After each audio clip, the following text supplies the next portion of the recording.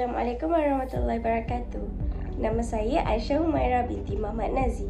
Hari ini saya akan membentangkan tajuk perkembangan kognitif dan bahasa dalam psikologi pendidikan. Yang pertama, gambaran keseluruhan perkembangan kanak-kanak.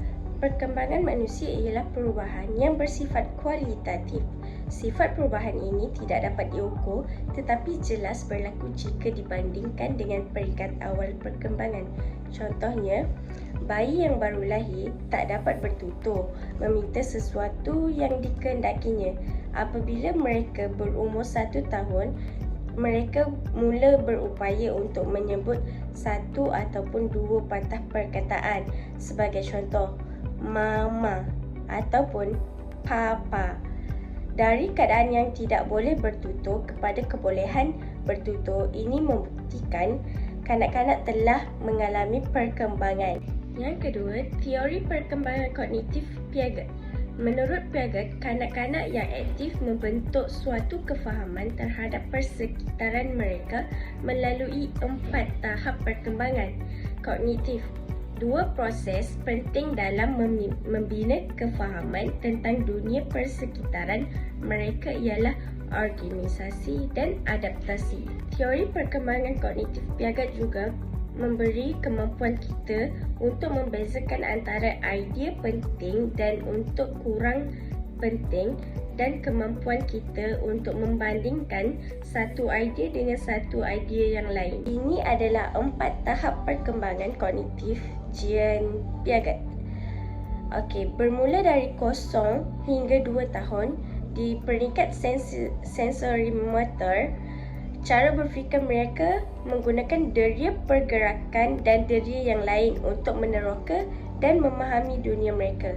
Dari umur 2 hingga 7 tahun, peringkat praoperasi, kanak-kanak prasekolah menggunakan keupayaan mereka berfikir secara simbolik untuk menyelesaikan masalah, tetapi tahap pemikiran masih tidak mengikut logik.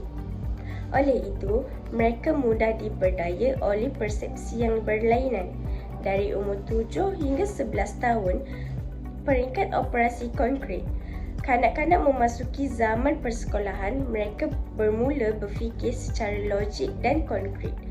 Mereka dapat menyelesaikan masalah melalui kaedah cuba jaya.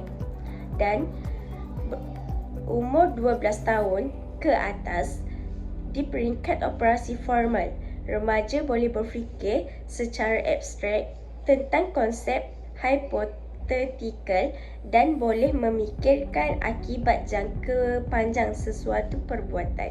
Dari teori Lev-Vygotsky mempunyai 3 cabang. Yang pertama, zon perkembangan proksimal, iaitu beliau membangunkan konsep zon perkembangan proksimal yang mencerminkan pengaruh sosial kanak-kanak, terutamanya pengajaran. Yang kedua, perancah, iaitu diidentifikasikan sebagai mengukuhkan tahap sokongan. Sebagai contoh, bila kita mengajar pelajar, kita akan cuba menyesuaikan tahap bimbingan berdasarkan prestasi seseorang kanak-kanak. 3. Bahasa dan pemikiran. Kanak-kanak menggunakan bahasa untuk menyelesaikan tugas dan melaksanakan tanggungjawab mereka dan bukan hanya untuk komunikasi sosial. Perkembangan bahasa. Bahasa adalah satu bentuk komunikasi sama ada diucapkan atau ditulis atau diisyaratkan.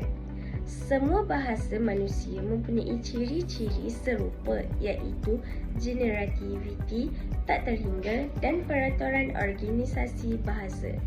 Generativiti tak terhingga adalah keupayaan untuk menghasilkan banyak ayat yang bermakna menggunakan beberapa perkataan dan peraturan yang terhad. Sistem peraturan dalam bahasa atau dipanggil tahap bahasa terbagi kepada 5. Yang pertama, fonetik atau fonologi, iaitu semua bunyian atau sistem bunyi.